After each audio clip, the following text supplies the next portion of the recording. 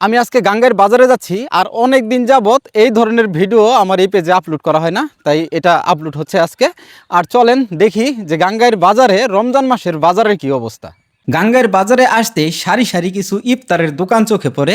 এখন রমজান মাস, তাই ইফতারের দোকান চোখে পড়াটাই স্বাভাবিক। এখানে যেই লোকগুলাকে দেখতে পাচ্ছেন বড়ই বিক্রি করতেছে, এগুলা কিন্তু নিজের গাছ থেকে পেরে এনে তারপর বিক্রি করতেছে।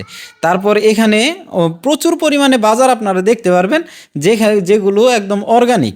আমাদের আশেপাশেই যত এলাকা আছে এখানেই এগুলো অর্গানিকভাবে চাষ করা হয় এবং সেগুলো এখানে বিক্রি করা হয়।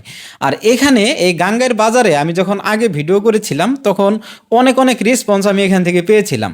যদিও এই ধরনের ভিডিওগুলা এখন আমি শুধুমাত্র টাঙ্গাইলের আশরাফ পেজের ভিতরে আপলোড করি। আমি যখন এখানে এসেছি তখন ইফতারের একটু আগ মুহূর্তে, আর এখানের লোক কিন্তু খুবই কম এখন, আর এই জায়গাতে লোকারণ্য থাকে।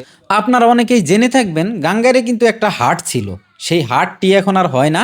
তাই এখানে একটা দৈনিক বাজার হয়, আর এই দৈনিক বাজারে প্রত্যেক দিন প্রচুর পরিমাণে লোক হয়। আর এটা বিশাল বড় একটা বাজার। এই বাজারে লোক হওয়ার পিছনে একটা কারণ আছে, কারণ মানে আশেপাশের বিশাল একটা এরিয়া জুড়ে মানুষজন এখানে আসে, তারা এখানে বাজার করার জন্য। আর এখানে সবসময়ই লোকারণ্য থাকে, যেমনটা আমি আপনাদেরকে বলছিলাম। গাঙ্গাইর বাজারে আসলে আপনারা মানে বুঝতেই পারবেন না আপনারা কোনো বাজারে আসছেন নাকি হাটের ভিতরে এসেছেন।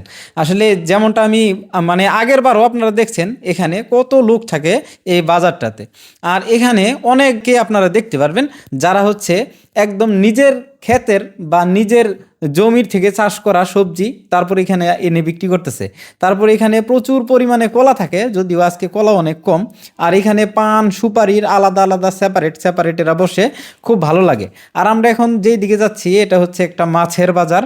আর এখানে আজকে দেখলাম আমি অনেক বড় বড় টাকি মাছ নিয়ে আসছে। আর এখানে পাঙ্গাস মাছ ছিল, কিছু জাটকা মাছ ছিল, অনেক ধরনের মাছই এখানে ছিল। অনেক বড় বড় মাছ পাওয়া যায় এবং তুলনামূলক দাম কিন্তু এখানে ভালোই কম।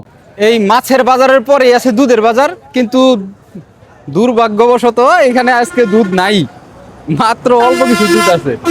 আমি আসলে আগে এই ধরনের ভিডিওগুলাই করতাম, যদিও কারণবশত এখন আর এই ধরনের ভিডিওগুলো আমি করছি না।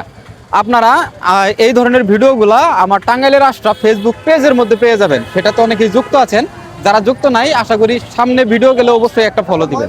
গাঙ্গের বাজার অনেক বড় একটা বাজার, এত বড় বাজারের সবকিছু দেখাতে গেলে অনেক লম্বা একটা ভিডিও হয়ে যাবে, যতটুকুন ধৈর্য আপনাদের নাই আমি জানি।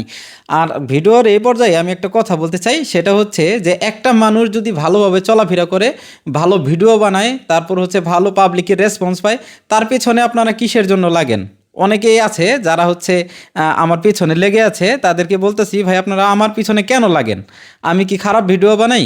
আপনারা যারা এতক্ষণ আমার ভিডিও দেখেছেন, আমি কি খারাপ ভিডিও বানাই? তাহলে আমার পিছনে লেগে আছে একদল কুত্তা বলা যায়। তো তাদেরকে বলতেছি যে তোমরা যত যাই বলো, যত যাই করো, যতই খারাপ কমেন্ট করো, আমি ভিডিও বানাবোই।